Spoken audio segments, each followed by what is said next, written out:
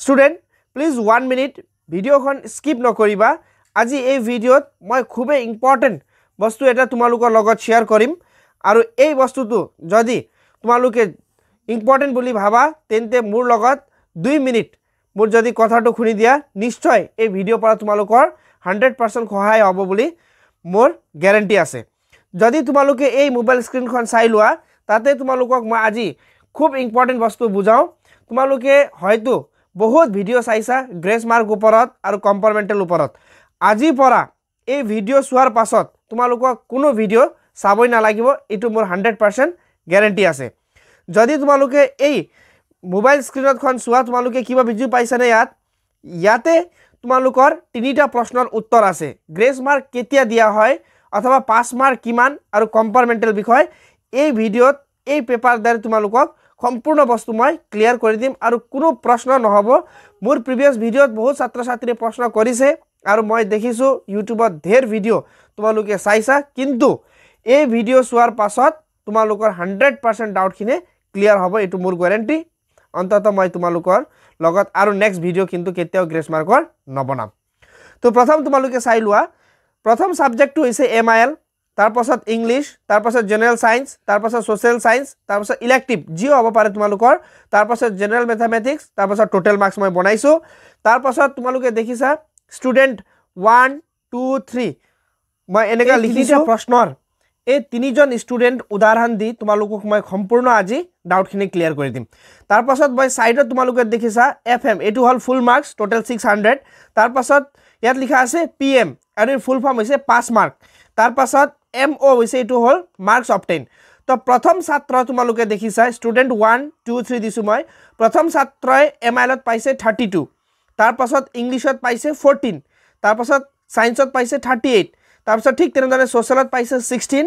আৰু ইলেক্টিভত পাইছে 50 আৰু ম্যাথছত পাইছে 22 ঠিক তেনেদৰে এটো ফাৰ্স্ট প্ৰথম ছাত্ৰৰ তিনটা সাবজেক্টটো বিয়া হৈছে কিন্তু তাৰ টোটাল মাৰ্কসটো হৈছে 172 যদি এই কেসটো কাৰোবা ছাত্ৰ বা ছাত্ৰীৰ লগত হয় তেতিয়া এই ছাত্ৰ বা ছাত্ৰীয়ে এই বছৰ বা এনেকা কন্ডিশনত ফেল হৈ যাব কিন্তু ফেল হলেও এই ছাত্ৰ বা ছাত্ৰীয়ে তিনটা সাবজেক্টৰ কাৰণে যেহেতু ফেল কৰিছে ইয়াতে হি কম্পাৰ্টমেন্টাল দিব পাৰিব ঠিক এনেকা কন্ডিশনত হি কম্পাৰ্টমেন্টাল দিয়া হয় তাৰ পাছত 2 নম্বৰ প্ৰশ্নটো ইয়াত চাই লোৱা 2 নম্বৰ ছাত্ৰই 30 পাইছে প্ৰথম এমআইলত তাৰ পাছত ইংলিশত 17 তাৰ পাছত ঠিক জেনাৰেল সায়েন্সত 36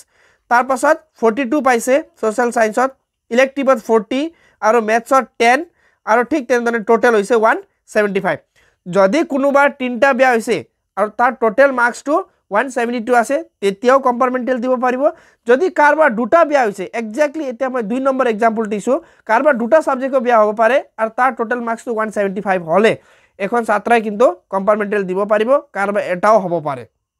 তো এখন যদি হয় তেতিয়া কিন্তু এই ছাত্ৰ বা ছাত্ৰীয়ে কম্পাৰ্টমেন্টাল দিব পাৰে তাৰ পাছত গুৰুত্বপূৰ্ণ ইম্পৰ্টেন্ট কথা হৈছে লাষ্টত সবতকৈ বেছি তো গ্ৰেস মাৰ্ক কেতিয়া দিয়া হয় চাই লোৱা প্ৰথম কেসটো হৈছে তোমালোকে চাই লোৱা তৃতীয় স্টুডেন্ট প্ৰথম পাইছে 38 তাৰ পাছত নেক্সট সাবজেক্টত ইংলিশত পাইছে 24 তাৰ পাছত ম্যাথছত পাইছে 42 তাৰ পাছত জেনাৰেল সায়েন্সত পাইছে 25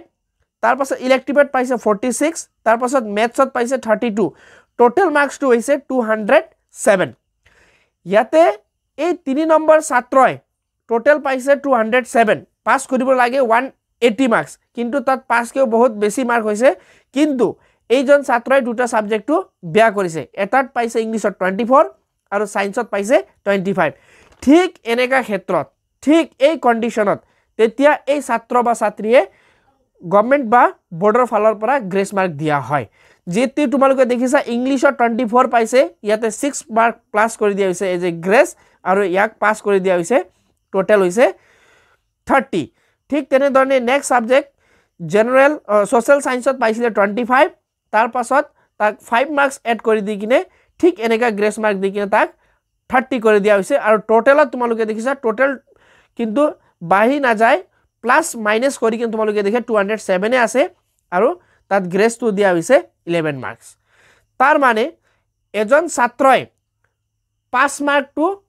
ক্ৰছ কৰিছে কিন্তু দুটা সাবজেক্টত ফেল কৰিছে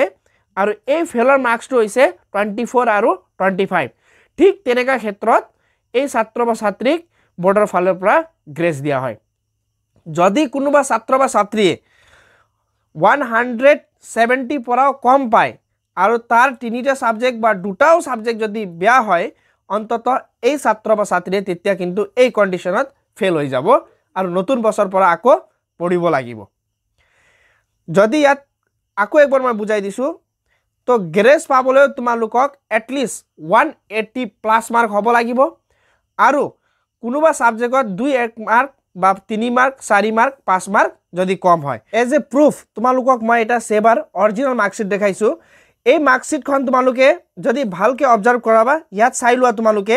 প্ৰথম ইংলিশ আইএল আৰু হিন্দী দুটা সাবজেক্টত এটা সাবজেক্ট এই ছাত্ৰৰ বেয়া হৈছে আৰু তাত অকল 13 পাইছিলে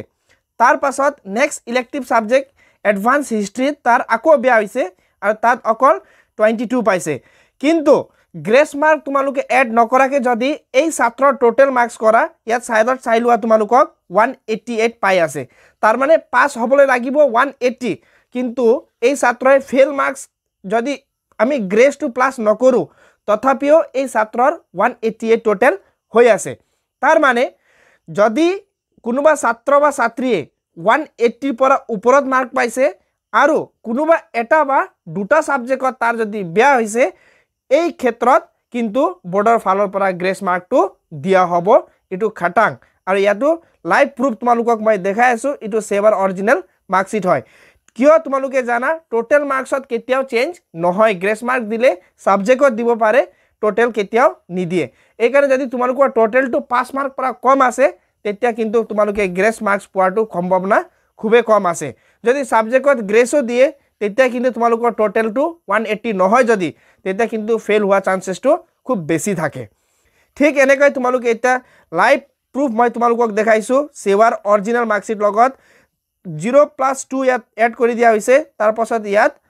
আকৌ 6 মাৰ্কস 8 মাৰ্কস তোমালোকক এড কৰি দিয়া হৈছে ঠিক তেনেকৈ টোটাল 10 হৈছে ইয়াত দেখা পাইছে তোমালোকে 188 প্লাস মাইনাস 10 কৰিছে এটো কোনো মিছা নহয় এটো অৰিজিনাল মাৰ্কশিট হয় ইয়াৰে পৰা তোমালোকে গম পাইছা যে আজি পৰা গ্ৰেছ মাৰ্ক বিষয়লে কমপ্লিট হৈছে গ্ৰেছ মাৰ্ক পাবলৈও কিন্তু তোমালোকে 180 পৰা এবভ মাৰ্কস হ'ব লাগিব আৰু যদি কোনোবা সাবজেক্টত 5 মাৰ্কস 3 মাৰ্কস 4 মাৰ্কস কম হৈছে নিশ্চয় বৰ্ডৰ ফালৰ পৰা গ্ৰেছটো দিয়া হ'ব এতিয়া অন্তিমত এটা প্ৰশ্ন আৰু আছে এটা মোৰ ভিউৱাৰ্সে খুদিছে মোক কমেন্ট সেকশনত এই প্ৰশ্ন মই তোমালোকক এটা স্ক্ৰিনত দেখাই আছো মই ভাবো কম্পাৰমেন্টেল আৰু গ্ৰেছৰ ওপৰত এই ভিডিও চোৱাৰ পাছত কোনো ডাউট নাথাকিব সকলো ছাত্ৰ ছাত্ৰীলৈ এইচএস আৰু এইচএসএলসিৰ এই ভিডিওখন সম্পূৰ্ণ শেয়াৰ কৰিব যাতে এটা ছাত্ৰ ছাত্ৰীয়ে এই ভিডিও পৰা যাতে বুজি পায় গ্ৰেছটো কোনোবা কয় 10 মাৰ্ক এনেকা নহয় কিন্তু গ্ৰেছ মাৰ্ক বিষয় সম্পূৰ্ণ ইয়াত মই ক্লিয়াৰ কৰি দিছো আৰু সবকে এই ভিডিওখন কাইন্ডলি শেয়াৰ কৰি দিবা আৰু এটা লাষ্ট কোৱেশ্চন লৈ মই আহিম 5 মাৰ্ক বিষয় লৈ এজন ছাত্ৰাই বা এজন ভিউৱাৰ্সে মোক খুদিছে কমেন্ট সেকশনত ইয়াত তোমালোকে দেখা পাই আছে কমেন্টছখন মই পঢ়ি দিছো স্যাৰ কোনোবা কয় ভিডিওত 170 প্লাস লাগিব আৰু আপুনি 180 লাগিব বুলি কৈ কোনে কাৰেক্ট হয় তো এই প্ৰশ্নত মই উত্তৰ দিব বিচাৰিছো হয় তোমালোকৰ পেপাৰত 90 মাৰ্কসৰ 27 5 মাৰ্ক বুলি লিখিছে কিন্তু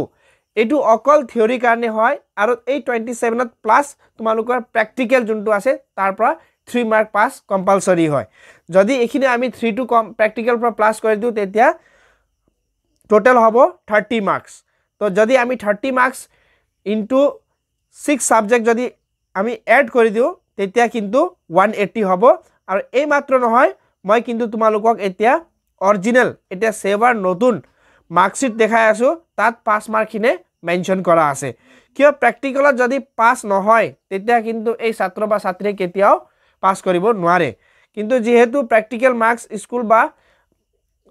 বৰ্ডৰ ফালৰ পৰা দিয়া হয় তাত এই কাৰণে তোমালোকৰ কনফিউজ হৈছে নিশ্চয় কিন্তু মই তোমালোকক এতিয়া লাইভ প্ৰুফ অৰিজিনাল সেৱাৰ মাৰ্কশিটত দেখাই আছো ইয়াত তোমালোকে দেখা পাবা থাৰ্ড ডিভিজন 180 to 269